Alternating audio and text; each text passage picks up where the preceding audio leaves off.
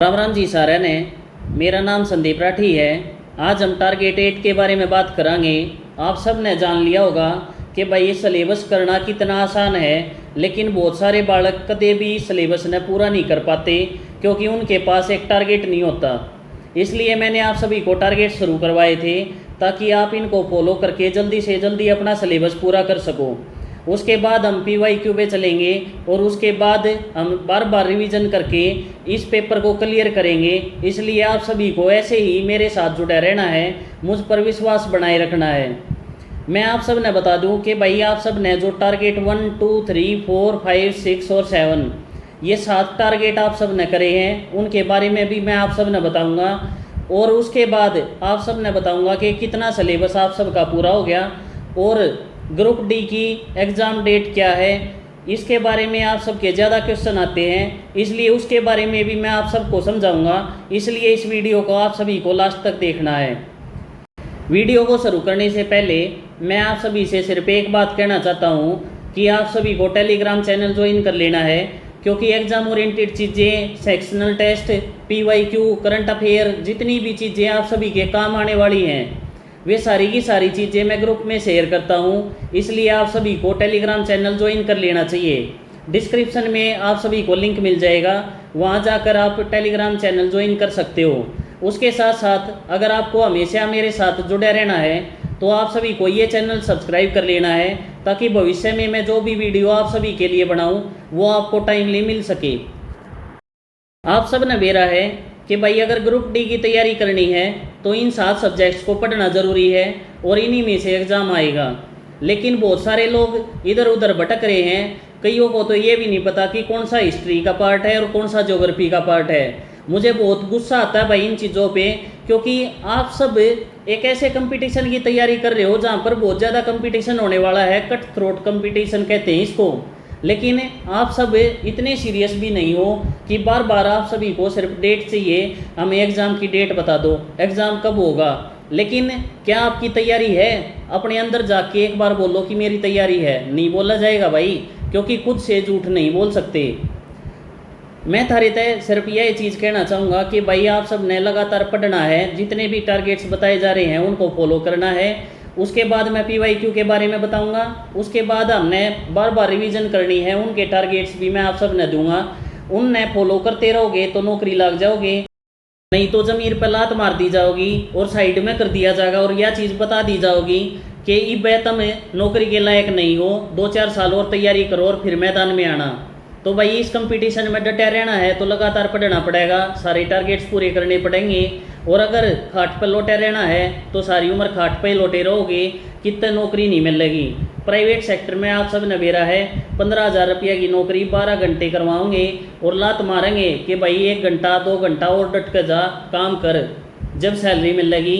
नहीं तो आप सब ने बेरा है कि क्या हाल है, 15-16 हज़ार की नौकरी करनी है या सीधा एक अच्छी तरीके की नौकरी करनी है, वो आपके ऊपर डिपेंड करे है। अगर आप पढ़ नहीं सकते तो कम से कम करके ने न्यू बता दो कि हमारा पढ़ना बस की कोने, कम से कम तुमने किधर धक्के मार गए, किधर लगवा तो देंगे, किधर प्राइवेट तो कर लोगे।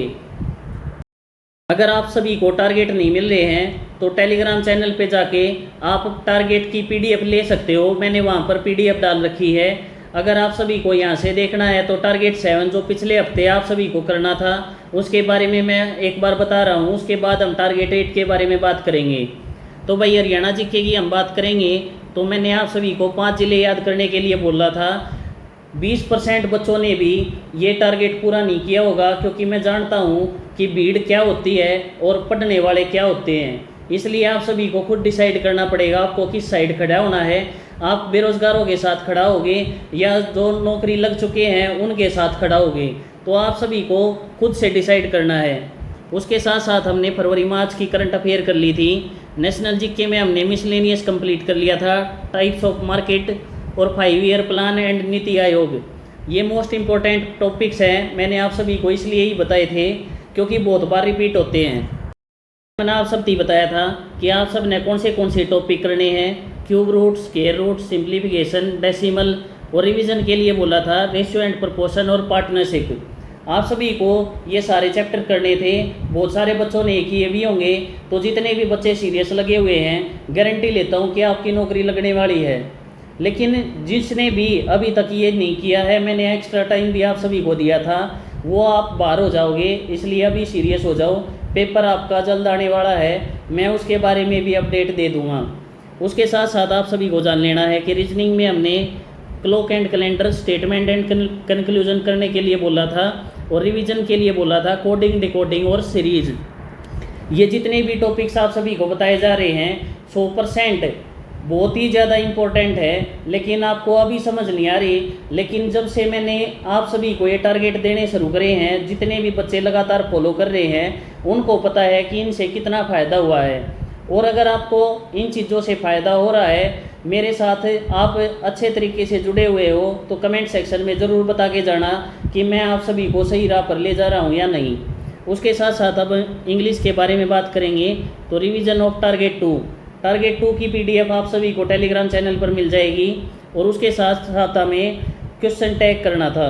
हिंदी में भी हमें रिवीजन ऑफ टारगेट 2, क्योंकि बीच बीच में मैं आप सभी को टारगेट इसलिए याद करवा रहा हूँ ताकि पीछे का आप भूल ना जाओ। लगातार आप सभी को ऐसे ही बार बार टारगेट्स रिवाइज करने हैं। उसके साथ साथ आप सभी का सिलेबस आगे भी बढ़ रहा है, और साथ साथ में रिवीजन भी चल रहा है। अगर आप सीरियस रहोगे तो आपका सिलेबस जल्दी ही पूरा हो जाएगा। उसके साथ साथ हम साइंस की बात करेंगे तो बायो पूरी की पूरी कंप्लीट हो चुकी है। मैंने आप सभी को बताया था कि 10 क्वेश्चन पिछले साल जब 2023 में एग्ज़ाम हुए थे तो 10-10 क्वेश्चन हर शिफ्ट में आए हुए थे बायो से। इसलिए आप सभी को ये चीज़ मानकर चलनी है कि ज़्यादा पोर्शन बायो का आने वाला है। आपको बॉटनी भी करनी पड़ेगी, जूलॉजी भी करनी पड़ेगी, दोनों चीज़ों को अच्छे तरीके से पढ़ो। अगर आप सभी को कहीं बुक से नहीं पढ़ना है तो आप टेलीग्राम चैनल पर मेरे नोट्स मिल जाएंगे साइंस के, वहाँ से आप पढ़ सकते हो। मैंने NCERT से ही वो नोट्स बना रखे हैं, आप सभी को बिल्कुल समझ आएंगे, इसलिए आप सभी को वे पढ़ने हैं। उसके साथ साथ मैं आप सबने बता दूं कि फिजिक्स में आपने क्या करना था, तो लाइट चैप्टर करना था। उसमें रिफ्रैक्शन क्या हो है, आँख के बारे में पढ़ना था, लाइट के बारे में पढ़ना था, सारी की सारी चीज़ें पढ़नी थी। अगर आप सब ने ईब तक नहीं पढ़ा है तो मैं कल तड़के एक नोट्स की PDF डाल दूंगा, उसमें तो आप सब ने वो चैप्टर पढ़ लेना है, और उसके बाद कोई शिकायत नहीं आनी चाहिए। आप सब के लिए मैं ये चीज़ बता दूं कि पिछली बार जब आप पेपर उठा के देखोगे 2 क्वेश्चन हर शिफ्ट में लाइट चैप्टर से आए हुए हैं। जितने भी बच्चे बार बार मुझे मैसेज करते हैं कि भाई इम्पोर्टेंट टॉपिक्स बता दे, तो जितने भी इम्पोर्टेंट टॉपिक्स थे वही चीज़ें मैं टारगेट्स में आप सभी को बता रहा हूँ, इसलिए आप सभी को फॉलो करने हैं। इसके साथ साथ जो मेरे नोट्स हैं उनसे डाइजेशन और न्यूट्रिशन चैप्टर आप सभी को याद कर लेना है, उसका रिवीजन हो जाएगा। आप सब बायो पहले भी पढ़ चुके हो। कई भाई पूछते हैं कि भाई कितना सिलेबस हमारा पूरा हो गया है, तो भाई आप सब येलो पार्ट ने देख सको हो तो लगभग 90% सिलेबस आप सभी का पूरा है। उसके लिए मैं आप सब ने बता दूं कि जितने भी मेन इंपॉर्टेंट टॉपिक्स थे और जो एक्स्ट्रा टॉपिक्स थे जो पेपर में आस्क हैं, वे सारे के सारे मैंने आप सभी को दिए थे।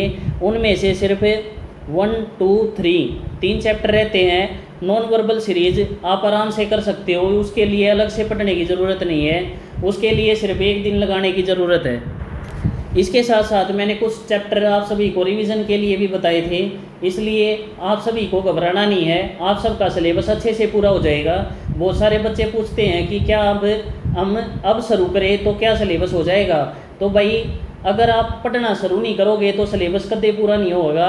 अगर आप शुरुआत करोगे तो कुछ तो सिलेबस पूरा होगा आपका। अगर 100% नहीं हो पाया, 80% होगा, 90% होगा, तो आप सब ने लगातार पढ़ाई करनी है और इब्बत पढ़ाई शुरू कर देनी है। जैसे ही आप इस वीडियो को देखो, जो हमारा टारगेट 8 है उसके बाद कितना सिलेबस पूरा हो जाएगा, तो भाई मैथमेटिक्स के बारे में बात करेंगे। तो भाई ये चीज़ सारी की सारी पूरी हो चुकी हैं। Cube root, square root, simplification, number system, ratio proportion, ये सारे के सारे और बहुत सारे चैप्टर आप सब देख सकते हो, ये रिवाइज भी हो चुके हैं। अगर आप सब ने लगातार पढ़ाई करी है तो बहुत पछतावा होगा जिन्होंने नहीं पढ़ा है, क्योंकि अब उनको पता चलेगा कि भाई हमारा सिलेबस तो बहुत पीछे रह गया। जिन बच्चों ने मेरे साथ पढ़ना शुरू किया था उनका सिलेबस बहुत आगे जा चुका है, उनका टाइम आ गया है PYQ करने का, प्रैक्टिस करने का, रिवीजन करने का। लेकिन बहुत सारे लोगों का सिलेबस ही पूरा नहीं होगा, तो भाई 14 लाख की भीड़ में तुम कड़े टेकोगे। एक मैं खुद सोच कर देखो, अपने भीतर में जाको कि कित कमी रहेगी। कमी सिर्फ एक रही है, खाट पर पड़े रहे और रील देखी हैं, उस तरह दूसरी कोई भी कमी नहीं पाओगी। अगर हम बात करें तो भाई इसमें सिर्फ 2 चैप्टर रह रहे हैं, एक ट्रिग्नोमेट्री रह रही है और एक ज्योमेट्री रह रही है। उसमें आप सब ने मैं बता दूं कि ग्रुप डी में इतना ज़्यादा इम्पोर्टेंट ये 2 चैप्टर नहीं है, लेकिन हमें अपनी तरफ से बेस्ट देना है। इसके लिए हमें इसके बेसिक्स ज़रूर करेंगे। उसके बाद मैं आप सब ने बता दूं कि टेबल 25 थी, स्क्वायर 30 थी और क्यूब 25 थी, आप सब ने याद रखने हैं। उसके लिए मैं आप सब ने बता दूं कि अगर आप इसने कर लोगे तो आपकी जो कैलकुलेशन स्पीड है वह बढ़ जाओगी और आप सब ने इधर उधर बार बार छोटी छोटी गुणा भी नहीं करनी पड़ेंगी। आप सब ने सारे के सारे टेबल्स याद कर लेने हैं, स्क्वायर याद कर लेने हैं, क्यूब याद कर लेने हैं। अगर आप सब न्यूचा हो कि भाई जल्दी से जल्दी मैं मैथ ने क्लियर कर लूँ, उसके बाद दूसरे सब्जेक्ट में टाइम दे पाऊँ, तो आपकी कैलकुलेशन तेज़ होनी चाहिए। बहुत सारे बालक कह अगर भाई मेरे तो 2 घंटे लग जाए मैथ में, वे ठीक लग जाए भाई, क्योंकि तू कैलकुलेशन की स्पीड नहीं है तेरे पास। इसलिए आप सभी को ये चीज़ करने की ज़रूरत है। अब हम बात करेंगे भाई अपनी हरियाणा जीके की, तो उसमें अब के चेंज लेकर आना है आप सब ने। तो भाई मंडल वाइज ज़िले हम याद करांगे। सबसे पहले हमें रोहतक मंडल के बारे में पढ़ना है, उसमें कितने ज़िले आते हैं, हर ज़िले के बारे में इस हफ्ते में हम पढ़ेंगे। और साथ साथ में आपको PYQ शुरू कर देने हैं। PYQ के लिए मैं क्यों बोल रहा हूँ, क्योंकि आप सबके जो 20 क्वेश्चन मेंस में आने वाले हैं और साथ साथ में जो ग्रुप डी के 25 क्वेश्चन आने वाले हैं, उनमें से 50% अबोव जो क्वेश्चंस होंगे वे रिपीट होकर आएंगे। इसलिए आप सभी को PYQ करने ज़रूरी हैं। मैंने आप सभी को PDF शेयर कर दी थी जिसमें 250 पेज हैं। अगर आप सभी उसका प्रिंट आउट भी ले लोगे तो भाई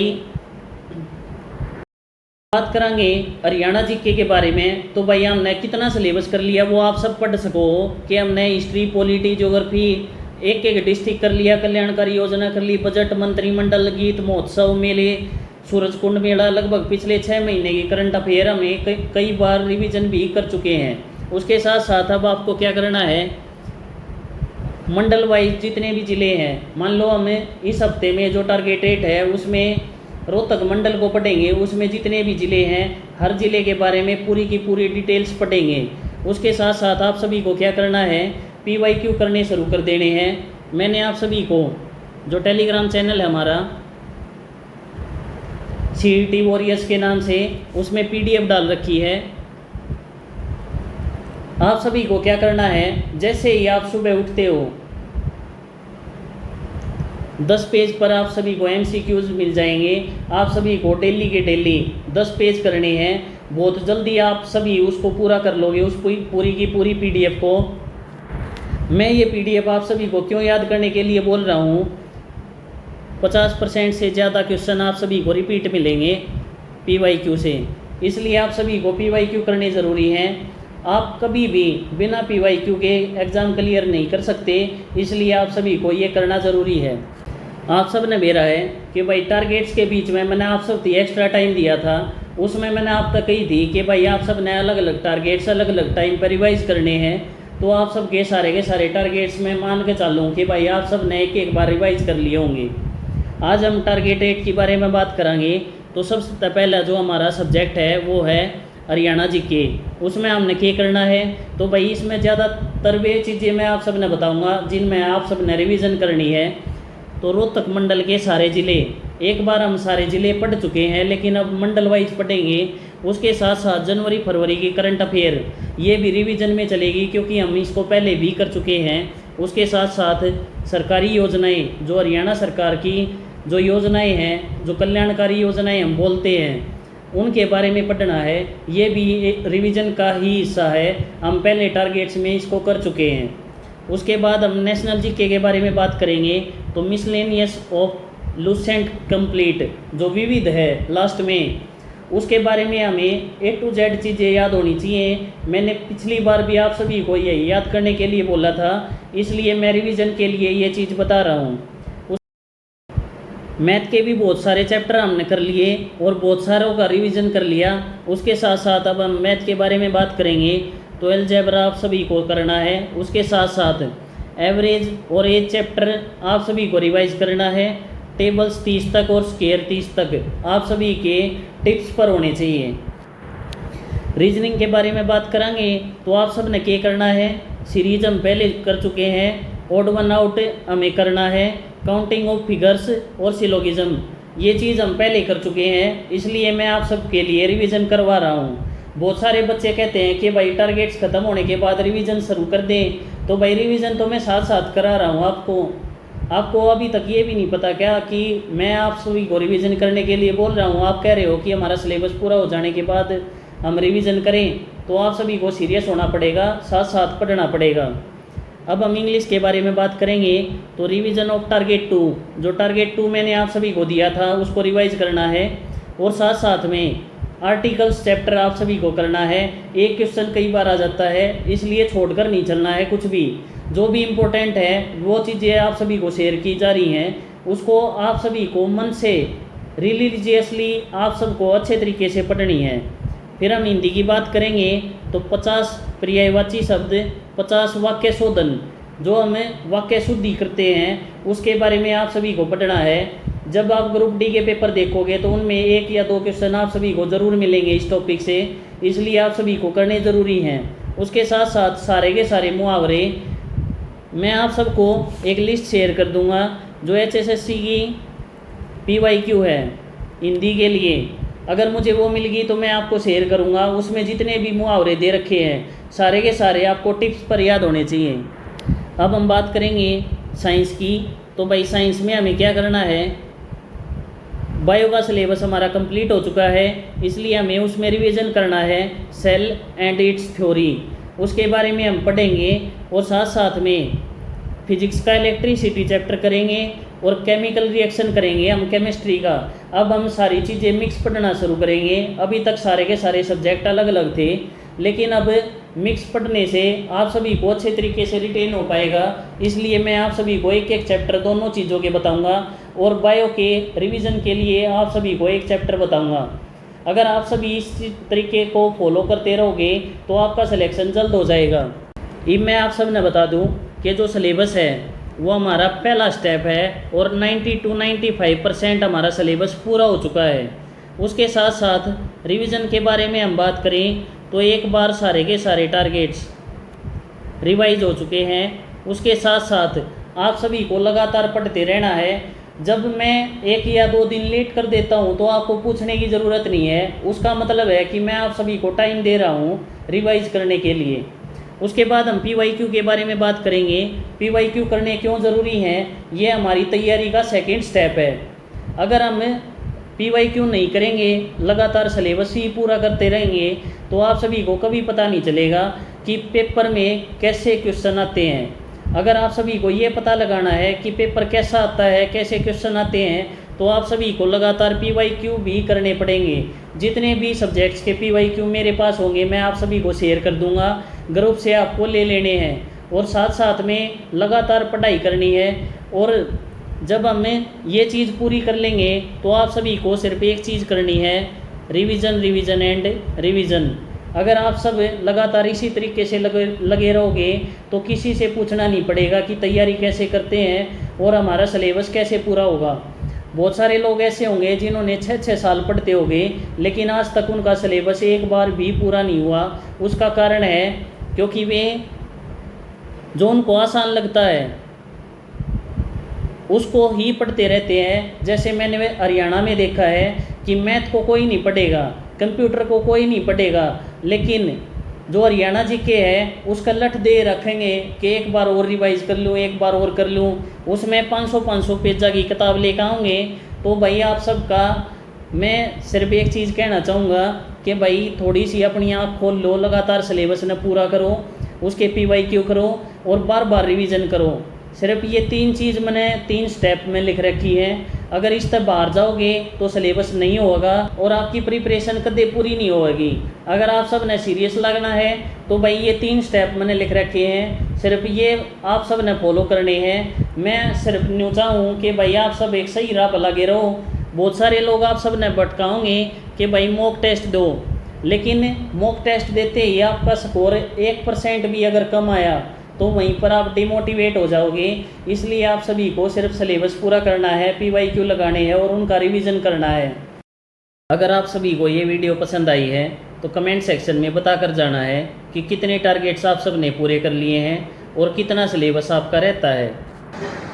अगर आप सभी को ये पूरी वीडियो समझ आई है तो आप सभी को वीडियो लाइक करनी है, चैनल को सब्सक्राइब कर लेना है। मिलते हैं भाई नेक्स्ट वीडियो में एक नई अपडेट के साथ। तब तक राम राम भाई सारे ने।